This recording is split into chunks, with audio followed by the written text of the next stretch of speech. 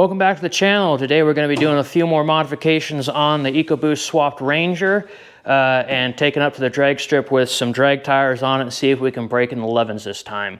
Also, if you want to do the swap yourself, I have kits available on my website. There'll be a link in the description.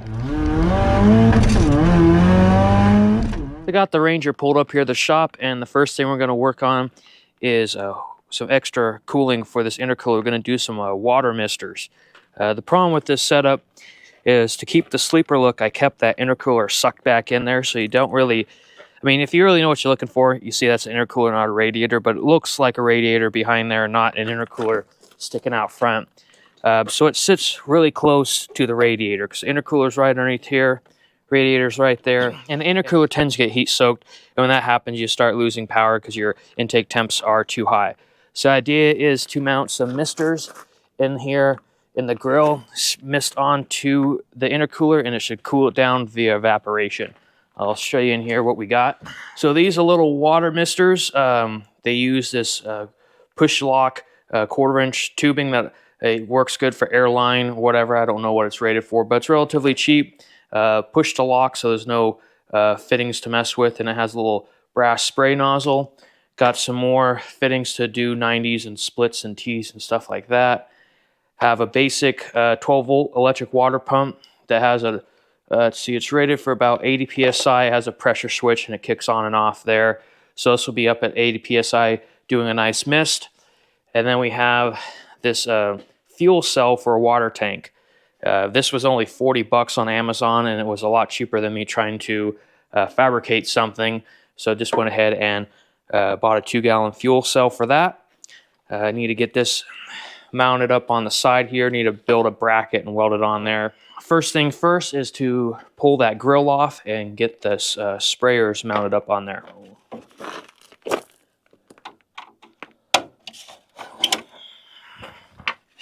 Keeping with the low profile sleeper look, gonna try to tuck these misters in behind this grill. It provides a nice little channel to hide this and all the tubing to run along. Got 6 of these in here. Should be sufficient for what we are doing. Gonna figure out a way to probably like JB Weld or some sort of epoxy to hold these in there without, could do like zip ties or something like that, but I think I'll try to clean up this plastic, get some epoxy on there, and then start routing some of this plastic tubing. Made a bit of progress on this grill here and the sprayer system. Got all the sprayers JB welded in there and all the plumbing done. Got the single inlet here and a little grid system and a nice tucked away so you can't, we'll flip this over here. You can't even see that from the front side. So that'll be kind of cool. Just kind of a hidden spray system. And also got this water tank set up, made a bracket and welded it on there. Mounted the pump, got some fittings hooked up, and we'll go ahead and take this outside and show you how it works before it's set up on there, because it'll probably be hard to see once it's actually on the truck out there. Oh, look at that. That'll work out pretty well. We're also going to have a toggle switch to turn on the fan, so this will be sucking it right through that intercooler. Got the grill mounted back up on the truck. Everything fits as I planned. Can't see any of the sprayers from out here. Got, so if you can see that blue tube down there, but ran the tubing down the frame rail, and got the tank mounted in the back on some magnets. Still want to plumb in a disconnect here. Going to try some airline disconnect so I can just disconnect it there and take the tank out when I don't need it. Next step's going to be electrical wiring up the pump here. Working on some under the hood here. So I want to be able to manually trigger the cooling fan. So I got the fuse distribution block here pulled apart. And this is the relay for the fan. But this one, that's the power wire for the trigger. It's always hot. So it's actually, the ground activates the solenoid. So I need to tap into this and run it into the inside there so I can ground that wire, and it should turn on the cooling fan. I have this switch panel / cup holder that I 3D printed. Go ahead and show you where that goes. I've always had this hole in the carpet because this carpet came out of a 4-wheel drive truck. So this here is gonna get some crap out of here. It's gonna fit in that hole there.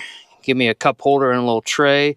And then switches, I'll have one for the fan, the water, and this one's labeled CO2. In future, I want to try doing some CO2 cooling, see how that works. So I'll run a wire from the relay block to this fan switch, and then another one to the ground, and then a hot wire from this H2O switch out to that pump.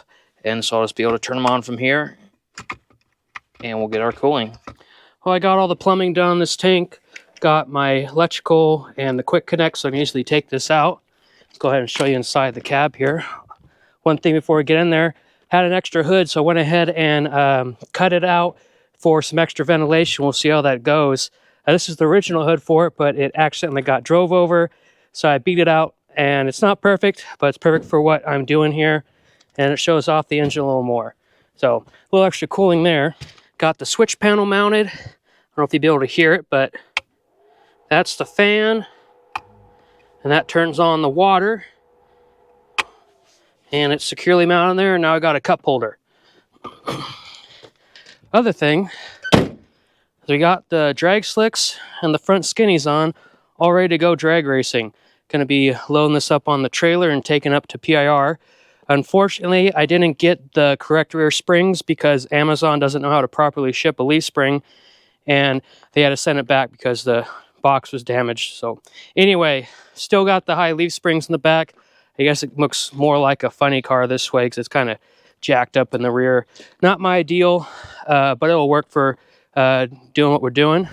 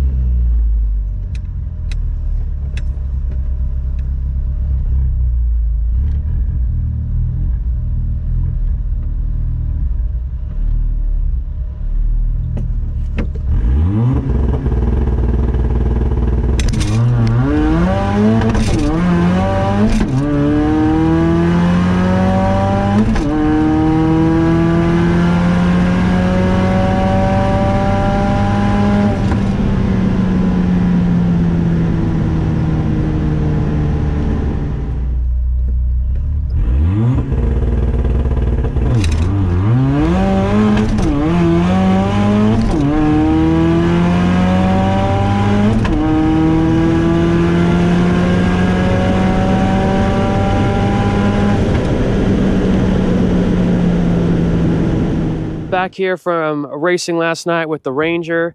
Did about 11 passes, ran pretty good, consistently in the low 12s, but couldn't quite hit that 11-second number that I wanted. Best time was a 12.05, and main problem is this rear suspension. It sits way too high. It's the wrong leaf spring, and really it's that cow track angle.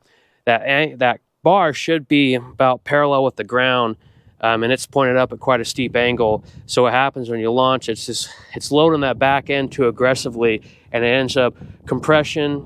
I think it breaks traction and then releases, and so you end up bouncing off the line. And even when I was hitting second gear, it would bounce a little bit. So my 60-foot time wasn't all that great. it didn't improve from the stock engine that I had set up in it.